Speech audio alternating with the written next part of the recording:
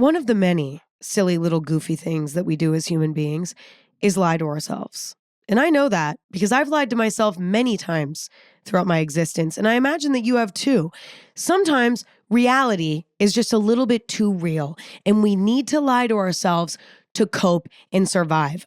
I didn't Google it, but I imagine that this is a natural thing. This is a normal thing. This is a human thing. It's an inevitable thing. Life is really hard to grasp sometimes, and lying can help. So yes, I've lied to myself many times throughout my life. And just because it's a natural, normal, inevitable thing doesn't mean that it's a positive thing. I know from experience that lying to myself is almost never, if never, beneficial. I cannot think of one time that I've lied to myself and benefited from it. It's almost always harmful, which is unfortunate. It's unfortunate when inevitable things are harmful. That sucks. But I've come to the conclusion as an adult that I want to strive to lie to myself the least amount possible. And I know that I'm not going to be able to get to a point where I never lie to myself because, as I already said, it's an inevitable thing. And I am kind of convinced that it's like an innate human thing that we do to help ourselves survive and cope with reality. So it's not my goal to never lie to myself again, but rather lie to myself the least amount possible. And I'm kind of convinced that lying to ourselves is something that's sort of automatic, at least with me. Like, I don't make the choice to lie to myself. I lie to myself automatically. And then it's up to me to discover that I'm lying to myself and ultimately choose to discover the truth and accept it. It's sort of a choice thing. And what I've realized is the best way to do that is to constantly self-reflect and try to pinpoint the areas in which I'm lying to myself. Pay attention to what I'm saying and listen to myself talk and try to catch things that are lies in the moment. Because it is sort of this automatic thing, but it can be through practice. I think you can get better at catching it and catching yourself in the act so that you can lie to yourself for less time. You know what I'm saying? It's not about eliminating lying altogether, but rather recognizing yourself lying and then stopping. I think one of the hardest things to do, though, is to recognize when you're lying to yourself. But we all know when we're lying to ourselves, right? It's not like we don't deep down know. It's not like we're so good at lying to ourselves that we can't tell. It's that we're really good at kind of knowing that we're lying to ourselves, but not fully admitting to ourselves that we are. We're really good at kind of turning a blind eye. But I do think it's a practice in noticing that feeling and then addressing it head on when you feel it and when you notice it. Even when it's really uncomfortable and you really don't want to look at it, getting used to looking at it. Does anything that I just said make sense? I'm not sure. So today I thought I'd sit down and discuss with you all some lies that I tell myself that I'm still struggling to have an honest perspective on. And this is sort of a selfish activity for my own benefit. These are lies that I still tell myself that I'm working on not telling myself anymore. And through acknowledging them, I'm going to improve on that issue. Does that make sense? So this is super selfish, this podcast episode. This is all about me. Admitting to you all the lies that I tell myself. But hopefully I can lead by example. And maybe this episode will inspire you to address some of the lies that you've been telling yourself. So without further ado, these are some of the lies that I tell myself. I briefly interrupt this episode to let you know that this episode is presented by The Ordinary. Self-care is important, but it can be super expensive, right? Especially when you're talking skincare products. Thankfully, The Ordinary is focused on quality skincare that's priced to make great skincare accessible to everyone. And that genuinely works. Formulations created in their lab designed to give your skin precisely what it needs. They've even made a free regimen builder on their website if you don't know where to start. Use code MSC10 for 10% off at theordinary.com. Now back to the episode. To start, I love to tell myself, I'm not procrastinating. I'm gathering inspiration.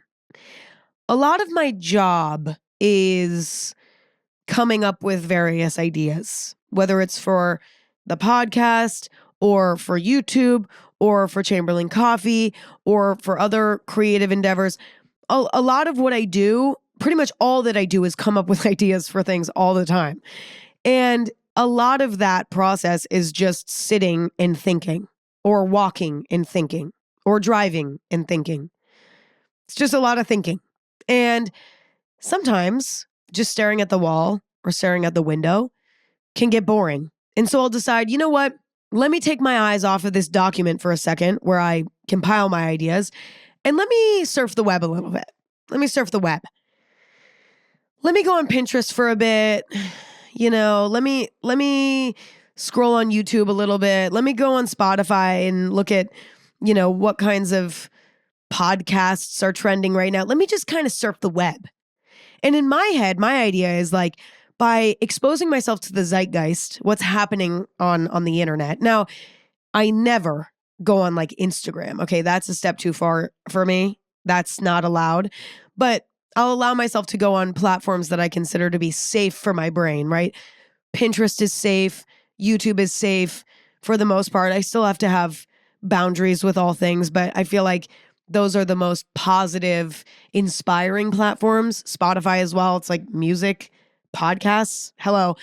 So I'll allow myself to surf a little bit, see what's going on in the zeitgeist. Now, I'm not going on Pinterest, YouTube, Spotify to necessarily take ideas. I'm very against that, especially now more than ever. When I was younger, I feel like on the internet, there was less of an emphasis on people owning their own ideas.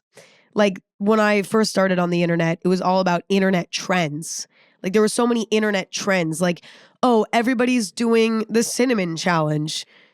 Everyone's doing like a challenge where they're doing their makeup blindfolded or they're doing somebody else's makeup blindfolded. Like I started on the internet in a time where everyone was copying each other and it was totally fine.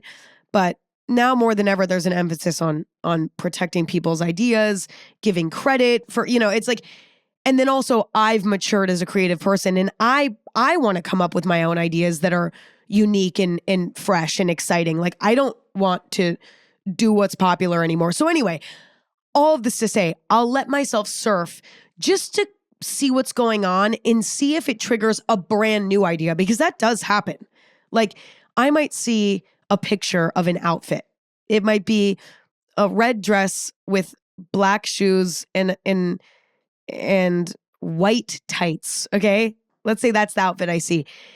That image might inspire me to wear a black, white, and red outfit. It might just, for whatever reason, make me think of 3 different pieces that I own that are those colors, and it might inspire me to wear that. Or, well, that's not necessarily like a creative idea, but that's a personal creative idea. I might be on YouTube and see that somebody made a video about Subway sandwiches, okay? Like they made a video essay on the rise and the fall of Subway sandwich, okay? And for whatever reason, that might give me an idea to make a cooking video where I make a sandwich. Like, I don't know. Do you get what I'm saying? Like, I'm not surfing to steal. I'm surfing to hopefully trigger new ideas, right? But you know what the truth of the matter is? A lot of times, I end up just getting sucked into scrolling. I'll convince myself that this type of scrolling is coming up with ideas when in reality, it's just procrastination because I'm bored of staring out a window and thinking. I'm bored of thinking. And as I'm talking about this, which I've not really talked about this out loud very much, as I'm talking about it out loud, I'm realizing instead of opening YouTube or opening Pinterest, even though those things can be helpful sometimes, I know when I'm doing that to procrastinate versus when I'm doing that to intentionally to help me come up with a topic or to help me gather things to discuss, or if I actually need to be on Pinterest because I need to make a mood board for something. Like I know when I'm using those platforms intentionally in a way that's helpful and when I'm using them to procrastinate. I know that deep down. Moving forward, when I catch myself doing that, I need to just do something else. Like honestly, I should just go do chores. If I'm so bored of staring out a window and thinking, I should just do something productive that I can also think while I'm doing it. You know what I'm saying? Like, I should go do the dishes. I should go organize my garage. You know, I should go do something that is sort of mindless so that I can keep thinking, but I'm a little bit less bored. Anyway, okay, moving on. Another lie I tell myself is that my feelings aren't hurt. What that person did to me is totally fine, and I'm unaffected. I might feel maybe a little bit uncomfortable, but no, that can't be right. My feelings aren't hurt. That can't be right. Sometimes the idea of confrontation with a particular person is too uncomfortable for me to bear. I am all about communication, all about it. I'm the first person to give the advice to others. Like, if someone hurt your feelings, you gotta tell them, because otherwise the relationship is gonna be strained and that person is not gonna learn from their mistakes. And that's a shame. I'm the first person to give that advice. But that doesn't mean that it's always easy to do that. And I will often catch myself lying to myself about whether or not an action affected me negatively so that I don't have to confront the situation. I think this is very common. I think a lot of people do this. But I think it's one thing to be afraid to confront, but to accept, like, oh no, this did hurt me. This did bother me. I'm aware of it. But I just don't want to confront it. That's one thing. It's way more complicated and devious to convince yourself that you're not upset when you are. That's an even more complicated sort of situation to figure out. Because now you have two hurdles to jump through. Number one, figuring out whether or not you're upset. Or I guess it's more like figuring out how to accept that you're upset when you don't want to be upset.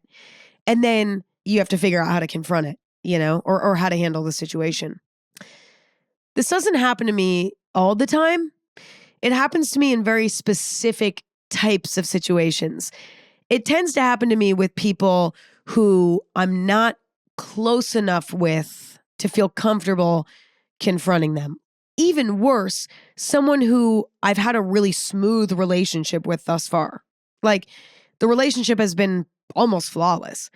And now all of a sudden it's not. And it's like, fuck, we were doing so well. I don't want to ruin this streak that we have going. Like, this can't be right. I can't be bothered by this. I'm not bothered by this. But the problem with that is that if you don't address it, then you'll start building resentment. And then the other person doesn't get to grow. And that's such a shame. I honestly think the first confrontation in a relationship is the hardest, because you are sort of breaking that seal. Because when you first meet somebody, for the most part, everything's sort of perfect. It's cute. It's perfect. You know, and then eventually something will happen. It's inevitable. And that first conflict is the most challenging because you don't really know how the other person's going to respond. It's sort of the unknown, and we're scared of the unknown. And that's usually the type of interaction that I struggle with. That's usually the type of interaction that I lie to myself about.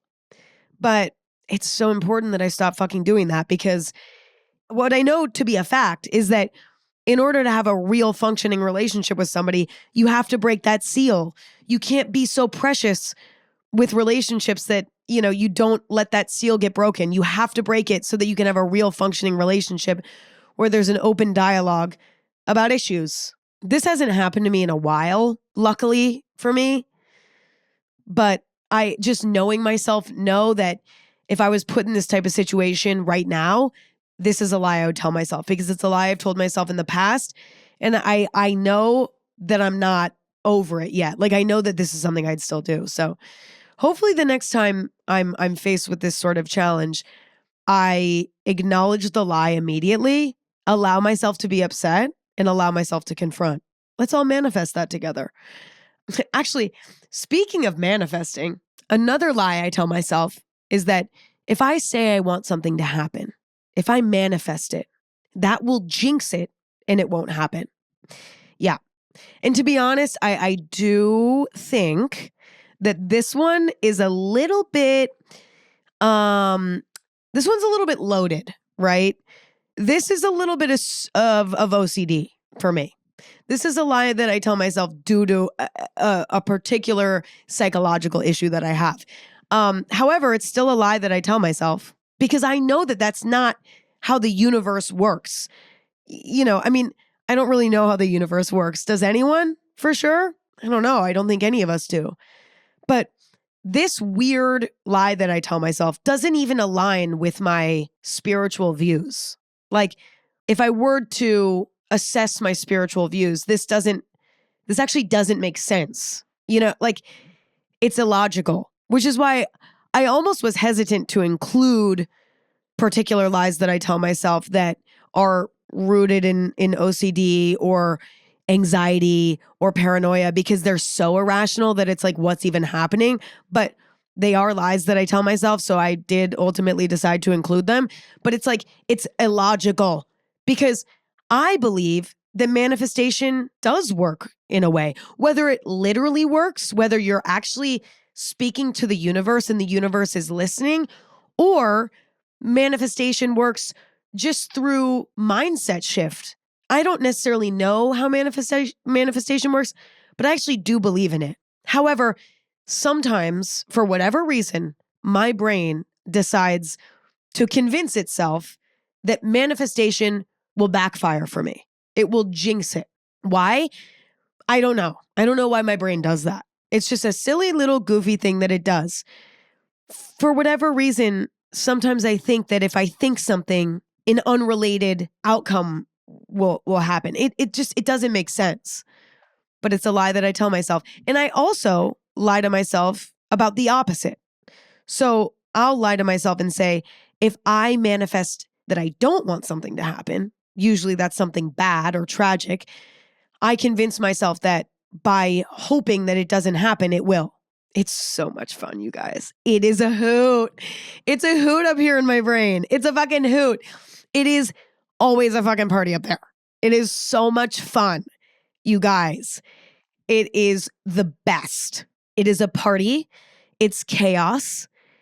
It is a fucking movie up there. It's like Project X. Remember that movie about the big party? That's my brain. People doing shooters, people throwing up everywhere, people passing out. Super fun. That's what my brain is like. I wish I had more to say about this, but I really don't because it's illogical.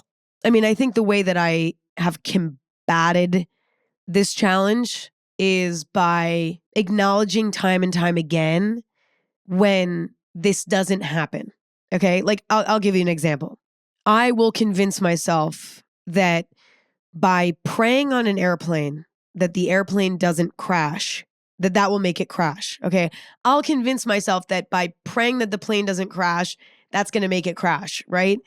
But then when the plane doesn't crash, I force myself to pay attention to that. Emma, look, that wasn't real. That's not how shit works. And also, the universe doesn't revolve around me. That's the other thing that has helped me manage these sort of superstitions, OCD, intrusive thoughts.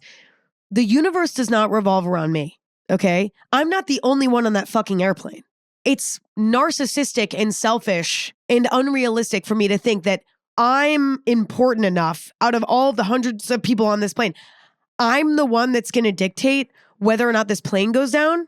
Like me praying and thinking about the plane not crashing is going to somehow jinx this plane crashing when there's also hundreds of other people on this plane who have good karma, bad karma, who are praying for the plane not to crash as well. Like, I am not that important. I am not controlling the universe. Do you know what I'm saying? Like, my actions are not dictating the outcome of everything.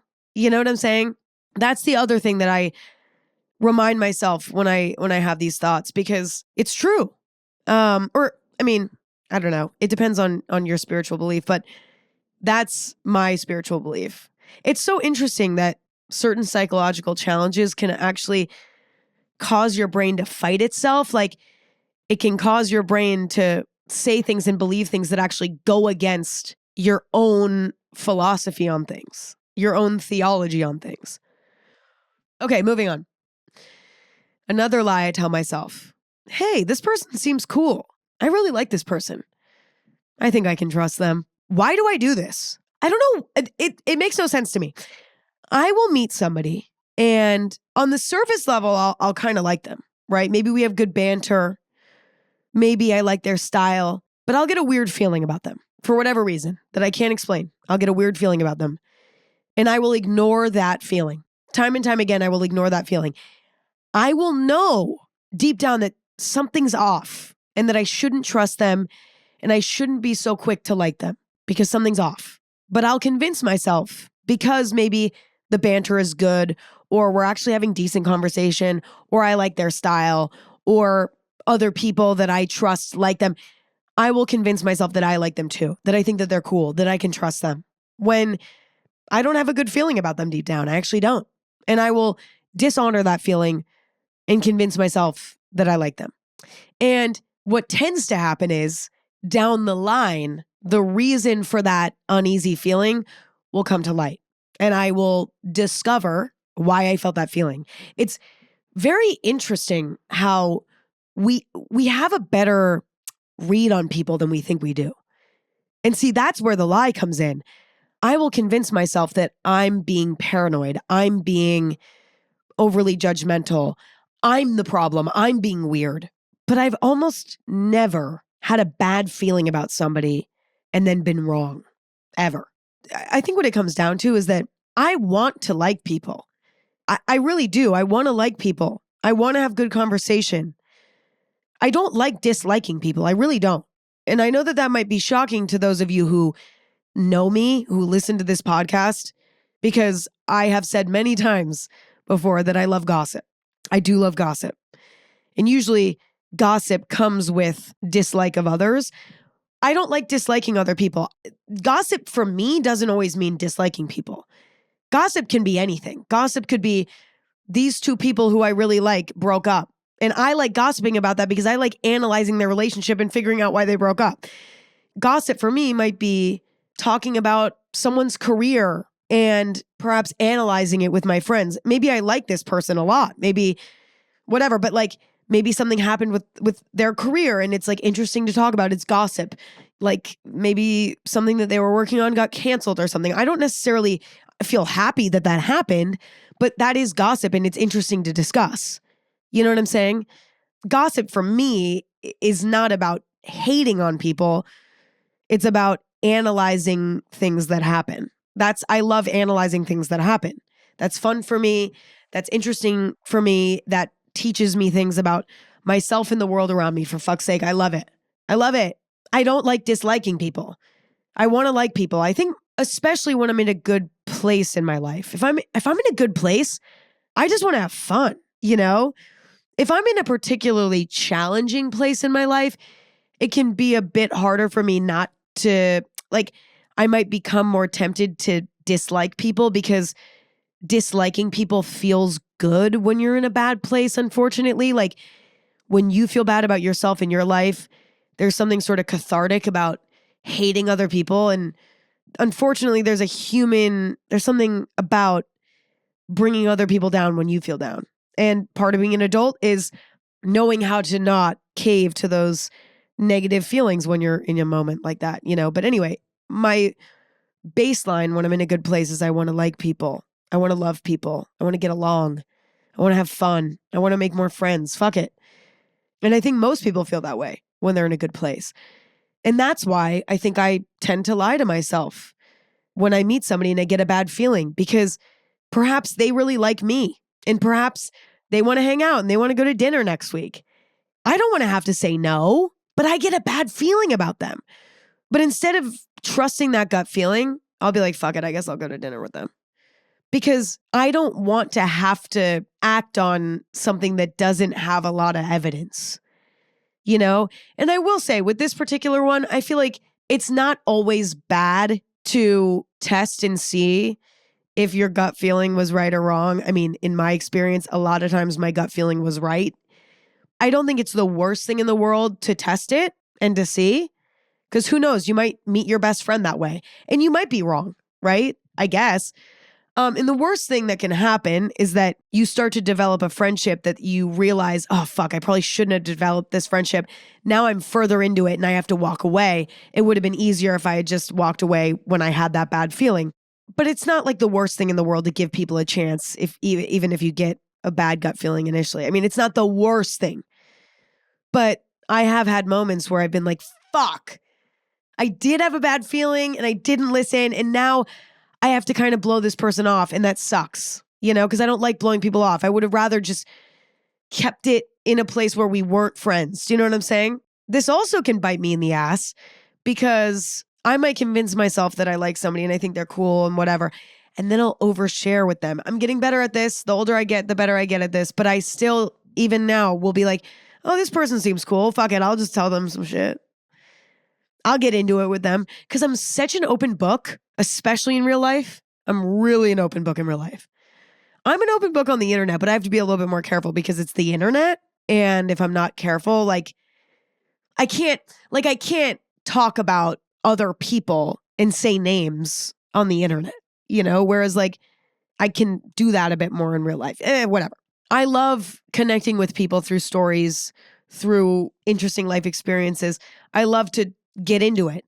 And I know that when I tell vulnerable stories, when I tell real stories and I do it quickly, I make better connections with people sooner. And so that's why I do that, But I've learned over the years that I have to be careful because if I just decide that I think somebody's cool and I can trust them and I just start getting into shit, not even necessarily like drama, but just, I don't know, getting real with somebody, more than anything I suffer through regret and anxiety because then later I'm like, well, what if they tell people I don't know that I want to be friends with this person and now they know something about me, like I've opened up to them and that makes me feel weird.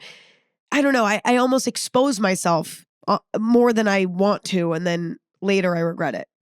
This episode is really exposing to everybody how dysfunctional my brain is. But I would like to believe that we all are dysfunctional in our own cute little ways. So maybe let's not judge Emma too much. Okay, moving on.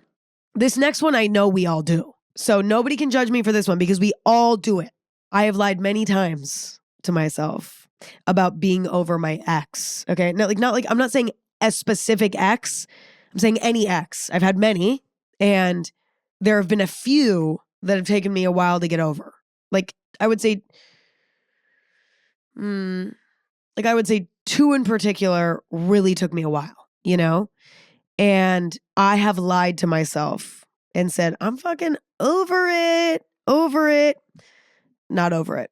But I think the reason I lie to myself about that is because I want to be over it, especially when it's been a year, and you're like, are you kidding me? I'm still not fully over this. I'm still thinking about it. I still have complicated feelings about this. Why? It's been a long time. Why?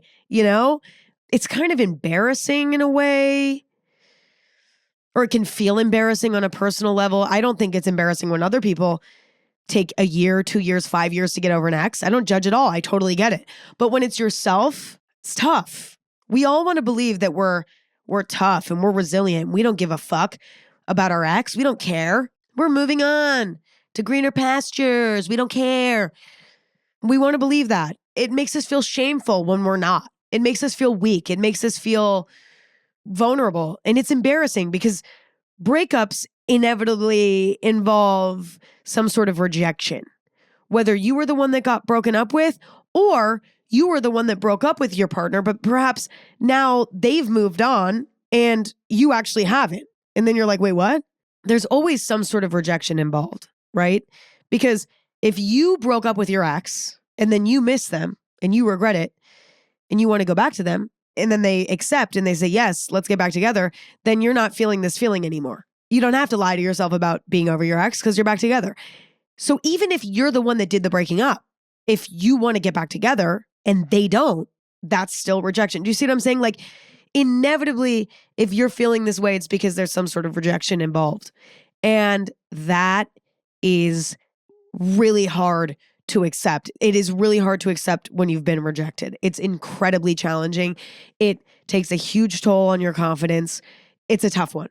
And so it's not fun to admit when you're not over it, because in some ways that's sort of an admittance of the rejection that you've experienced in a way. If you still miss them, that's a painful reminder that you've been rejected. Whereas if you're over it, in a way, that's a power position. You're like, I'm over it and I'm rejecting them. I'm over it. I'm rejecting them. Now I'm rejecting them. I don't care anymore. you know? It's uncomfortable. And it's even more challenging when you're out and you're dating and perhaps you've met somebody new and maybe you started to date them, but deep down, you're still not over it. And you're like, fuck, I want to be fully present, but I can't because I'm still caught up in this. But all I want to do is be moved on so that I can, start my new life or whatever. But it just takes time. And I think a lot of us don't want to admit how much time it takes. And so I've told that lie to myself many times. I mean, I guess just twice, really. More than twice, but like really badly twice. Moving on, another lie that I tell myself is that if I buy this book and I leave it on my nightstand, inevitably I'll read it. Obviously, I'll read it. I have like 5 books on my nightstand right now that I've bought in the last 6 months that I have not picked up. And the reason for that is, listen, I have excuses for why I haven't read them. But I actually think that those excuses are further lies, which concerns me. I'll tell you my excuse and then we can decide together if I'm lying to myself. My excuse for why I have not read those books is because I've been honestly working too much. And reading to me is not, the books that I bought that I put on my nightstand are educational. They're not escapism. And I've been working so much that the thought of like reading to me is just further work in a way, which will be appealing to me at some point, but it's not to me right now because by the end of the day, I've expended my brain. Like I don't have anything left. I can't do anything else hard. I need to just escape into something, whether that's a YouTube video or just going to bed. So that's my excuse. I do think that's a lie in a way. Like I do think I'm lying to myself. I could make time to read those books if I really wanted to, but I'm choosing not to, right? But the initial lie, let's go back to the lie. Okay. The lie is if I buy a book and put it on my nightstand, I'll read it. That's just not true because what I know about books, and listen, I'm not the biggest reader. Okay. I read sometimes, but I'm not the biggest reader at all. But I go through phases. I think the truth of a book is that it needs to come to you at the right time for you to want to read it. Just simply needs to be the right time, especially with something educational that you're going to teach yourself about voluntarily, right? Obviously, when it's a school book, you got to read it. You're at school. But when you're in the classroom of life, okay, and you can read a book whenever you want, an educational book, I think it can be hard to motivate unless you pick it up at the right time, and you have kind of a hunger for that particular topic. And I just don't have an appetite for learning about the particular topics that are on my nightstand right now. I just don't have that appetite. And so I think the expectation that like by having them there, I'll read them is just unrealistic because for whatever reason, I just don't have the appetite for those right now. But then I think when this becomes detrimental is that I have these books on my nightstand, right? That I bought because I really want to learn about these things eventually. And so I'm keeping them on my nightstand because I want to motivate myself to read them. But the problem is they are not speaking to me right now. So I'm not picking them up. But the issue with that is now I'm just not reading anything. Whereas if I were to say, you know what, these books aren't speaking to me right now, I'm going to go put them in my book collection, keep them there until I'm ready for them. And in the meantime, I'm going to go look through my book collection and find something that is speaking to me. And I'm going to put that on my nightstand. And so when I have a moment where reading is appealing to me, at least I'm reading something because I think reading books is very important, but it is hard to motivate now more than ever. Very hard. It's very, very hard for most of us to read.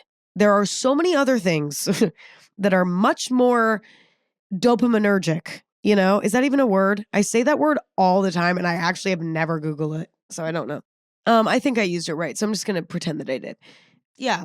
So I need to be much more intentional about the books that I keep on my nightstand so that I actually read more, instead of being like, you know what, I'm going to be disciplined and harsh with myself and I'm going to put these books on my nightstand. I'm going to buy them because these are things I need to learn about and I'm going to put them on my nightstand and I'm going to read them because I need to learn about these things right now. Instead of doing that, which fails every time, I'm just going to start maybe, I can collect books, but instead of putting them on my nightstand and convincing myself I'm going to read them just because they're there.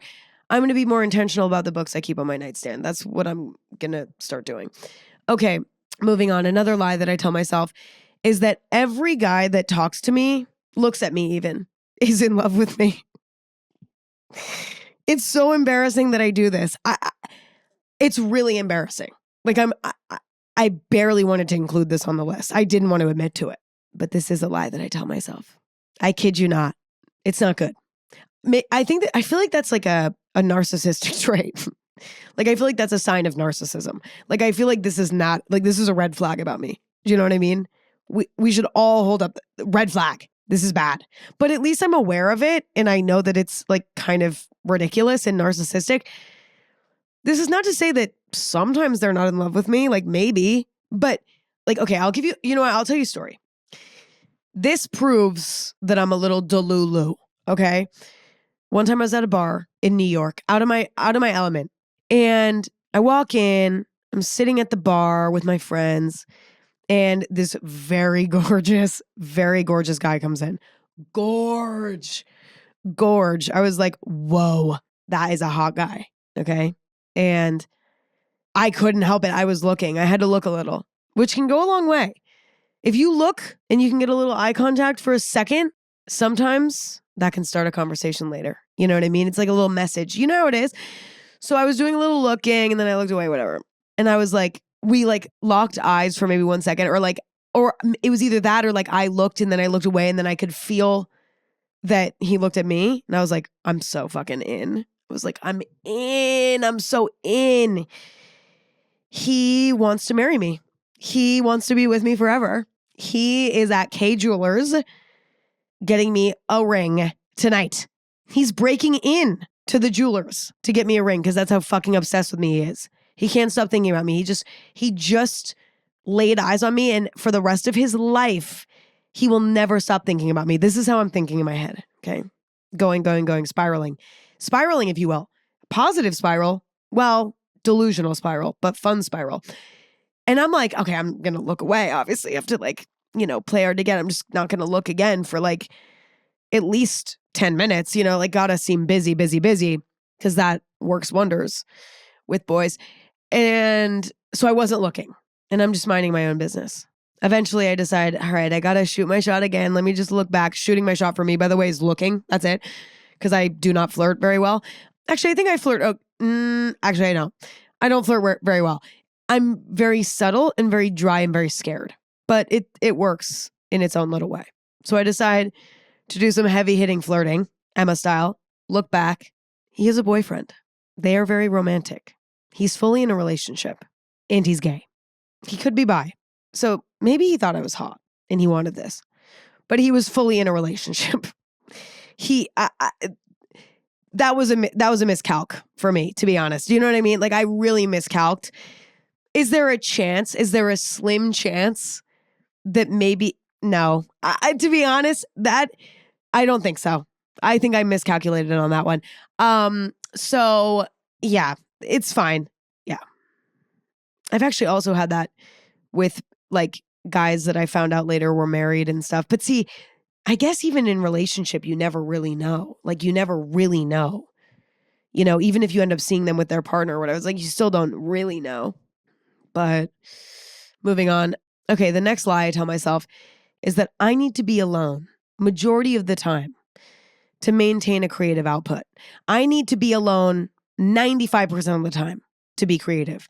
And I do think to an extent that being alone is important for my creative process. It absolutely is, because a lot of the things that I do and I make by myself. I record these podcast episodes by myself.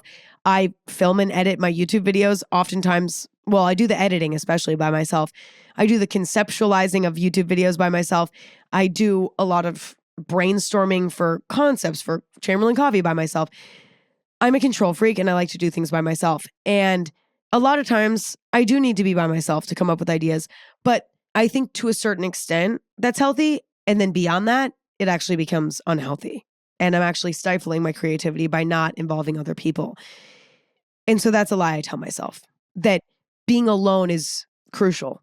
And I think, again, this one's complicated because to an extent that's true. But I think I take it beyond. And I'll spend an entire week completely by myself in my creative bubble, talking to almost no one. And that means not talking to people on a creative level, like not collaborating with anybody, but also just not talking to anyone in general. Because that's the thing about this lie. I believe I need to be alone, not only creatively, meaning I need to work on projects alone with no creative partners, but also I believe that I need to be alone, away from friends, away from people in general, to be creative. And the truth is, when it comes to creative collaborators, that can be incredibly helpful sometimes to have somebody to bounce ideas off of.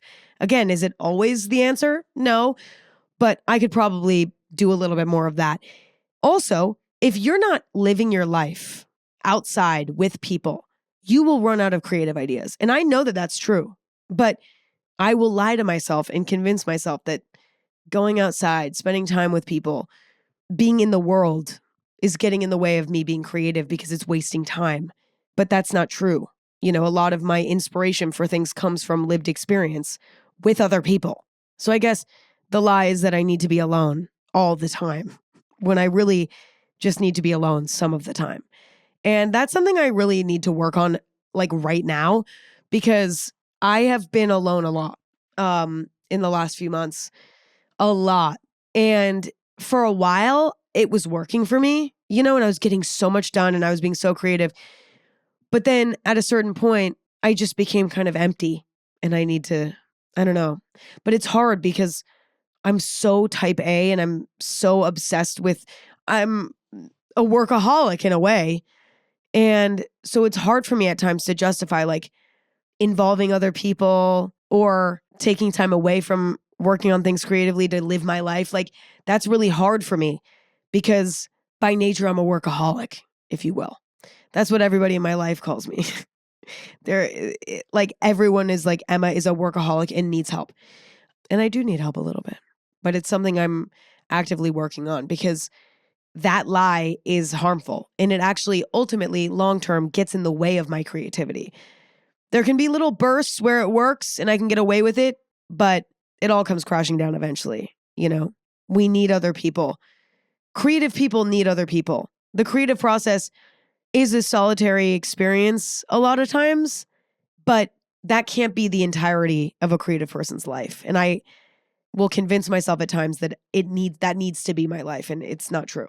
The next lie I tell myself is that I'm just going to post on Instagram really quick. No big deal. Just going to open up Instagram, just going to open up the app, just going to do a little posty, just going to post really quick. Going to post something, and then right after I post it, I might read comments for a second, heart some of my favorites, maybe respond to a few, because that's really fun. And then I'm going to stick to my boundaries and I'm going to close the app and I'm going to put my phone down and I'm not going to scroll because I know myself and I know that makes me feel anxious and not so good. And you know what I do in reality? I scroll. Next thing I know, I am on like Cheez-Its Instagram page. Next thing I know, I'm looking through Hailey Bieber's photo dump. This is just my life. This is just life. Next thing I know, I'm on my Explore page watching Reels. Next thing I know, it's been an hour. And I'm still watching Reels. That is a lie I tell myself. And honestly, like, it's not that I never let myself scroll and like look through Hailey Bieber's photo dump and go on Cheez-Its Instagram and look at Reels sometimes. Because I don't think it's like, I do think that it's important that I'm not completely out of the loop. Like, I definitely look sometimes. But I need to admit to myself that every time I open the app, I will be scrolling a little bit. Even if I think I'm just going to go post and then I'm going to, put the phone down, that's not true. And so I should honestly go into every time I post, go into the app knowing I will be scrolling a little bit and I should set a timer. Because that's what I do when I just want to scroll randomly. And I really don't do that a lot, to be honest, but it does happen. Like maybe once a week, I'll be like, fuck it. Let's just see what's going on. Maybe on the weekend, But that's it. And that's not a lot. That's less than normal, I would say, less than average. And I don't post on Instagram that often, depending on what's going on. Like during Fashion Week or something, every day. Here's my outfit. Here's my outfit. Here's my outfit. Again. Here's my outfit. But I'm like, when not much is going on in my life, I'm not posting on Instagram that often, So it's like, whatever. But that is a lie. But you know what? The lie goes deeper actually, because even when I set a timer and say like, I'm only going to let myself go on Instagram for 15 minutes, right? Half the time that's a lie. Half the time me setting that timer is a lie. Because half the time I'll be like, fuck it, let me just look a little bit more. It's so tough. Like I have good boundaries with it, but even I struggle. Like I am so strict and so rigid and like so careful, but even I will fail. It's the hardest though when when I'm posting a lot. That's when it's the hardest. Like during Fashion Week or during like the Met Gala or something. Like I'm posting so many different things. And also I want to look at what other people are posting. Like I want to see what other people are wearing to Fashion Week. I want to see what like behind the scenes stuff people are posting about the Met Gala. I love seeing what is going on. During those times, I am so on my phone. It's almost like all my rules go out the window. I don't even care. I just let myself indulge in it. And then I pay the price and I feel anxious and I feel like shit. I lie to myself that every time I open a social media app, I'm going to have good boundaries. And half the time it's a lie. But I work on it every day. I'm very aware of that lie I tell myself, though. I'm very aware of it. And I am actively working on it. But we all know it's tough. Moving on. Another lie I tell myself is that everyone hates me. I tell this lie to myself more often than you would think, but I am aware of why I tell myself this lie so often and why it's so hard to deal with. I think it comes down to my career, which is on the internet.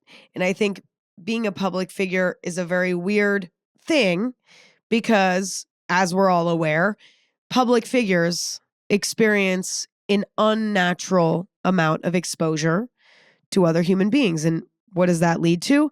An unnatural amount of opinions, which means an unnatural amount of negative opinions. Okay. Public figures experience more hatred than somebody who's not a public figure. This is obvious. We all know this. But I think because it's such an unnatural thing, the human brain struggles to deal with it. No matter how good you are at being in the public eye, it's tough. And I think because I know, I don't even have to see it to know. Okay? I don't even have to see what people are saying about me to know that at all times, people are saying mean things about me. At all times. Somewhere on the internet, people are saying mean things about me. Somewhere in the real world, people are probably saying mean things about me because I'm exposed in a way that's unusual. So I know that at all times, I'm being hated on. I know that. And I think that's such an unnatural experience that it sometimes subconsciously convinces me that I'm just a hated person. And I thought I was the only one who experienced this, but I've actually met many other public figures who have the exact same experience where they just feel hated by society. They feel hated by humanity as a whole. It's a very common thing. I'm talking about beloved celebrities who, like, in the grand scheme of celebrity, are so loved. And even there, like, I feel despised by humanity. When, from my perspective, I'm like, literally everyone loves you. Like, you're not widely hated. That makes no sense. But it's just, I guess, the way that the human brain reacts to that. And so I will convince myself often that everyone hates me. Like, I will just convince myself that I'm a hated person. Now, are there people that hate me? Of course. Are there people who think I'm stupid? Of course. Are there people who think I shouldn't have a job? Of course. Are there people who think I'm annoying? Of course. Are there people who think I'm evil? Of course. That's being on the internet, unfortunately. And that's the case for any public figure. There's not one public figure that is unanimously liked, right? But I'll let that seep into my psyche and I will convince myself that everyone hates me. And what pulls me out of that is when I'm out and about and someone comes up to me and says, "Oh my God, I listened to your podcast," or, "I love watching your YouTube videos," whatever, and says, "It brings me joy. It brings me value. Like, I'm so grateful for it." Then I'm like, "Emma, stop. See, look, not everyone hates you. Look, there are people who like you. Remember this." But it's so tough. It's so tough because even though in a comment section, there can be so many nice comments, the mean ones will really stick in a weird subconscious way. And it'll creep back in this weird lie that I tell myself that everyone hates me. It's very weird. And again, it's not even rooted in truth because like there's people in my life who love me. There's people in my comment section who love me. But it doesn't matter. For some reason, this creeps in. It's very weird. And it is ultimately a lie. So I need to keep it in check. Another lie that I tell myself often is that I'm not jealous. Listen, I do get jealous sometimes. And I feel like I have a pretty good grasp on my jealousy. Like I have a good method of managing jealousy, but that doesn't mean that I don't get jealous. Like I've given advice on this podcast about how to handle feelings of jealousy. You know, I know how to handle it, right? But that doesn't mean that those feelings are never going to come up. I think like nobody wants to feel jealous. And even worse, nobody wants to admit that they're jealous. It's just kind of a shameful feeling in a way. And so I sometimes have a hard time admitting to myself that I'm feeling jealous. Like it takes me time. Even though I feel like I'm good at managing it at this point in my life, I still will lie to myself when feelings of jealousy come up. And I'll lie to myself for a little bit before I admit that I'm jealous. Like it takes me time, even though I'm aware of everything that's going on. It's very weird how the brain works. Another lie that I tell myself is that on a particular day, I haven't been productive enough today. I don't deserve to rest. I need to keep going. I haven't gotten enough done today. I do this all the time. This is a lie I tell myself all the time. This goes back to the workaholicness of me. And again, this might sound like this is not a flex, by the way. This is not me being like, oh my God, I'm just like so motivated. It's not that. Because I actually think that at the end of the day, not even at the end of the day, but like at the end of a month, right? The way that I push myself and then burn out and then can't do anything and then push myself and then burn out and then can't do, like at the end of the month, I probably get the same amount done as somebody who just takes it a bit slower and has a bit more balance. Do you know what I'm saying? Like being a workaholic, I don't think actually makes you get more done necessarily. Maybe, but I consider it to be a flaw, is what I'm trying to say. The truth is, some days are going to be productive and some are not. And the type of person I am, whether I've been productive or not, I will almost always come to the conclusion that I haven't done enough. I am insatiable, insatiable. Is that a word? Whatever. I cannot be satisfied. I am rarely satisfied. And so I'm constantly telling myself the lie that I haven't done enough. When it's like, you know what? If it's the end of the fucking day and there's no deadline that hasn't been met, I can be done. Do you know what I mean? I can be done. Oh, it's 9 p.m. and there's nothing that has to be done. Okay, then I can be done. You see what I'm saying? That's why it's a lie. Because it's like, if it's the end of the day, I have to stop. Like there has to be a stopping point. But I lie to myself almost on a daily basis and say, there's still more to be done. Which leads me to my next lie that I tell myself, which is, I'm not tired and burnt out. I'm just a lazy sack of shit. I don't deserve rest. I'm just being lazy and making excuses. Again, this sounds like a flex of a lie that I tell myself, but it really is ultimately detrimental because this type of lie leads me to burnout, leads me to the point where I can't do anything and I'm very mentally weak. And I've talked about this trait that I have many times, and I have gotten better over the years at not getting to this point, not succumbing to this lie, recognizing this lie. I've gotten better at it, but that doesn't mean that I don't still lie to myself about these things sometimes. I do. Okay, the next lie I tell myself, I can take on more responsibilities. When I think about my life and the plate, like, you know, the metaphor of like what you have on your plate, I am really bad at properly analyzing my plate. And I constantly lie to myself about what I can put on my plate. I will look at my plate, my metaphorical plate, and there'll be one small little corner open where I could put something there.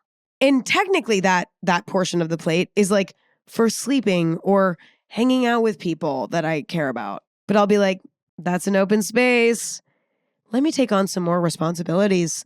And then I have a mental breakdown, and then I have to take the plate and I have to scoop everything into the trash can, and then I can't do anything.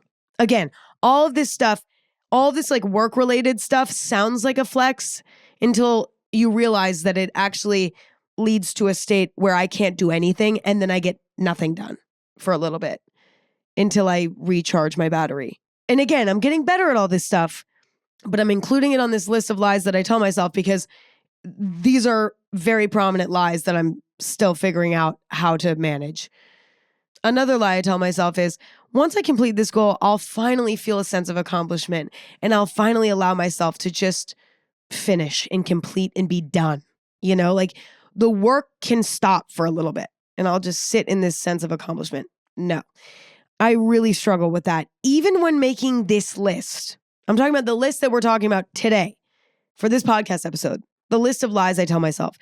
I told myself, once I come up with 10 lies that I tell myself, I will stop writing this podcast outline. I will feel accomplished, and then I will sit down and I will record the episode. Well, I hit 10 and then I decided that's not enough. I need to do 12. Came up with 12 and then said, 12 is not enough. I ended up coming up with 17 because I did not feel accomplished until I got to 17. Then I was like, okay, I feel good now. I am the type of person that just does not ever feel accomplishment. There's always something. If I'm seeking the feeling of accomplishment, I'll never reach accomplishment, I feel like. That's kind of the conclusion I've come to with myself. I think I need to remove the emotion from it. Like, for example, in making this list of lies that I tell myself, instead of saying, once I get to 10, I'll feel accomplished and then I can stop. I need to be like, once I reach 10, I'm not going to feel accomplished because that's the type of person I am, but I'm going to be done and that's it. Because it is a lie to think that I'll feel accomplished. I mean, I think there are ways to feel accomplished even when you're not the type of person who naturally feels accomplished. And I've talked about that before, but I think it's not always realistic. And I think I need to know myself a little bit better. The next lie I tell myself constantly is that I'm dying, like in the moment that I'm dying. For example, for the last few weeks, I've had a cough and I have convinced myself on a daily basis that my lungs are collapsing and that I'm having shortness of breath and that I'm dying. And every time I take my oxygen levels are perfect. I am not dying. When I'm on an airplane, I convince myself that the plane will crash soon and I'm dying. When I'm at a restaurant, sometimes I'll convince myself that I've gotten food poisoning or I've been poisoned or I've developed an allergic reaction that I've never had before and my throat's closing up and that I'm dying. I convince myself that I'm dying multiple times a day and I'm not. What my parents always remind me is that, number one, humans are very resilient. That's not to say that, like, listen, we're not immortal, but we're shockingly resilient, like more than we think we are, And if I'm able to talk, you know what I'm saying? Like, if I'm able to walk and talk and move, I'm not dying. Do you know what I'm saying? I don't know. I'm ridiculous, but this is how my brain works. I'm very anxious and I'm a mess. And the last lie that I tell myself, I mean, there's definitely more, but this is the last one that I can think of, is that I'm genuinely having a bad gut feeling. Like something bad's going to happen out of nowhere. Not just like something minor, but like something major. Like somebody's about to die or something's about to explode or like something intense, something extreme. I'll convince myself that I'm genuinely having a gut feeling about something tragic happening. And I'm not just anxious and paranoid. No, I'm genuinely having a premonition. No, I'm not. No, I'm not. I just had an intrusive thought about something scary happening. And then I convinced myself that that intrusive thought is a premonition, is my intuition. When everything I've read up about intuition is that it's far more subtle. It's like when I get a bad gut feeling about a person. It goes back to like how certain psychological challenges make no sense. It makes the brain fight against each other. It makes the brain hypocritical almost. Like I lie to myself and say, wait, I think this person's cool. I really want to like them. When deep down I get a bad gut feeling about them because I don't want to feel that bad gut feeling. I'm avoiding it. I'm avoiding that bad gut feeling that actually should be listened to. But it's easy to ignore because it's not about anything too serious and I can't necessarily figure out exactly what it means. It's more vague. It's more soft. It's a whisper, right? And I actively will ignore that gut feeling. But then when I have a scary thought, as my mom calls it, when I have an intrusive thought that's really scary and disturbing to me, I will obsess over it and convince myself that it's a premonition and that it's going to happen. When in reality, everything I know about intuitive feelings is that it is much more subtle, much more abstract, and much less intense. It's not like this is about to happen and it's about to be really scary and bad. It's like more like almost like a spiritual guide inclining you to do something or not do something. But what's kind of hypocritical about it is that I know that a subtle little soft gut feeling is one to pay attention to because that's what intuition is. And yet I ignore that one. But then when I get some sort of loud, intrusive thought, I'll convince myself that that's intuition when I know that that's not. The brain is so complicated.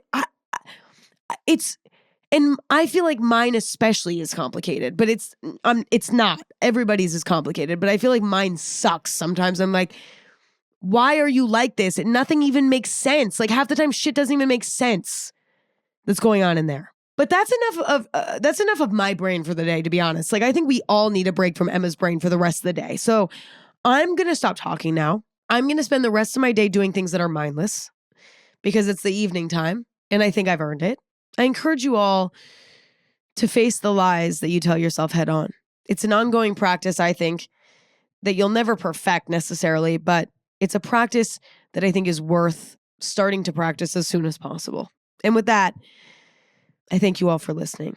And if you enjoyed this episode, new episodes of Anything Goes every Thursday and Sunday. You can tune in and hang out twice a week if you want, or not, and that's fine too. Anything Goes is everywhere you stream podcasts, but if you want to watch video, that's only on YouTube and Spotify. Anything Goes is on social media at Anything Goes. I'm on the internet at Emma Chamberlain, and my coffee company is in the world and on the internet at Chamberlain Coffee. I love you all. I appreciate you all. I have a chin hair that I need to pluck. It's like really bothering me, so I like really need to do that now, so I really need to wrap this up.